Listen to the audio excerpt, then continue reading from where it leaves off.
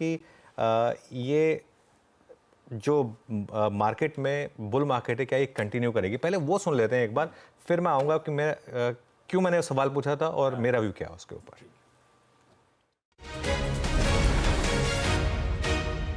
क्या आपको लगता है कि यहाँ से भी मार्केट अच्छे रिटर्न्स देगा? अनुज, पिछले 5 साल में निफ्टी ने कुछ 15 या 16% का कंपाउंडिंग किया है।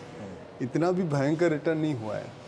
अर्निंग्स में भी आप देखो, कंपनी की आय में भी उतना ही कंपाउंडिंग हुआ है, 15 से 16%। तो मेरे हिसाब से अगर आप देखोगे तो ये अगर ये पूरा बुल मार्केट है तो समय के अनुसार हम कहीं यहाँ पे हैं, लेकिन रिटर्न के अनुसार जो आपको रिटर्न मिले वो कहीं यहाँ पे है। तो काफ़ी अभी और इसका तय करना बाकी है, तो ये चलेगा अभी थोड़ी देर के लिए। ये जो बुल मार्केट कोविड के बाद से शुरू हुई है, टाइम वाइज तो ऑलमोस्ट हम उसको कंप्लीट कर रहे हैं। 4 साल हो गए हैं ऑलमोस्ट, या होने वाले हैं।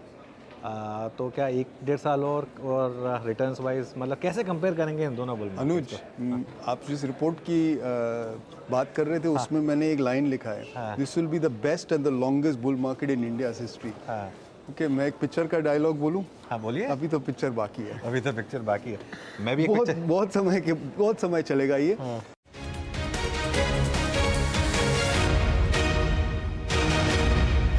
ओके, तो पिक्चर का डायलॉग और शाहरुख खान की पिक्चर का डायलॉग था, और मैंने भी शाहरुख खान की वो पिक्चर का डायलॉग कल यूज़ किया था कि never under estimate the power of the common man. फिर मैंने एक सवाल पूछा था, हालांकि आई थिंक वो सवाल मैंने जब मैं इंग्लिश वाला इंटरव्यू किया था उसमें पूछा था कि क्या FIIs वापस लौटेंगे, तो उसका जवाब उनका था हाँ। तो बड़ा सवाल ये कि क्या FIIs फिर से भारत लौटेंगे? मेरा बड़ा सवाल पता है क्या है, क्या अब हमें FII फ्लोज की ज़रूरत है? उसका जवाब है हाँ, हमें FII फ्लोज की ज़रूरत है।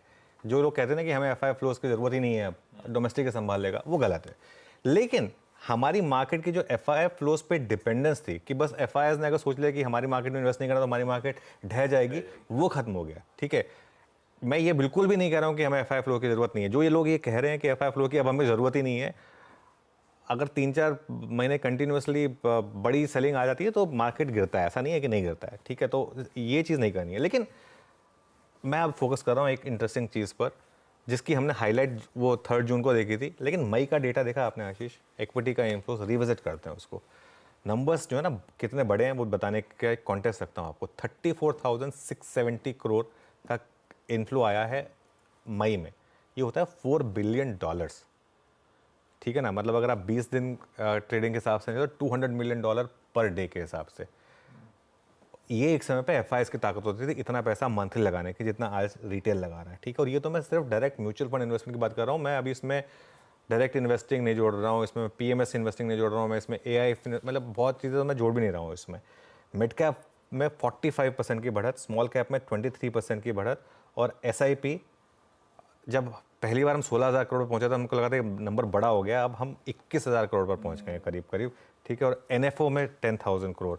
और एक और चीज़, इक्विटी फंड्स का आप जरा एक बार ये अब ट्रेंड आ जाएंगे कुछ, ये टेबल्स आएंगी, ये देखिए 34,671 करोड़ मई में, और अब आप लेकर आइए मिड कैप फंड्स का जो फ्लोस है वो 2,605 करोड़ वहाँ पर वर्सेस 1,793 करोड़। और एक लास्ट चीज़, अब म्यूचुअल फंड में AUM कितना हो गया हमारा?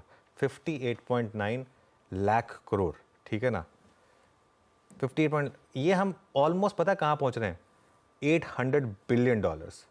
$800 बिलियन का आज की डेट में म्यूचुअल फंड का इक्विटी इन्वेस्टमेंट है, जो आपको बता रहा है कि क्या पावर है इस समय रिटेल इन्वेस्टर की।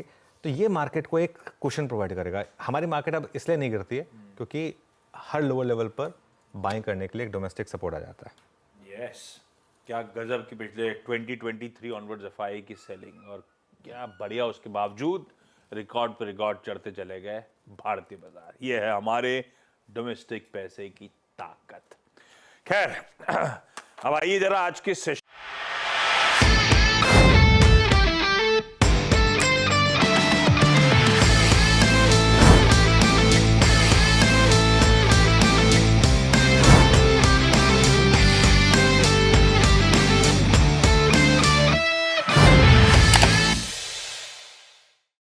बता दें कि मनी कंट्रोल पर दिए गए विचार एक्सपर्ट्स के अपने निजी विचार होते हैं। वेबसाइट या मैनेजमेंट इसके लिए उत्तरदायी नहीं है। यूजर्स को मनी कंट्रोल की सलाह है कि कोई भी निवेश निर्णय लेने से पहले सर्टिफाइड एक्सपर्ट की सलाह लें।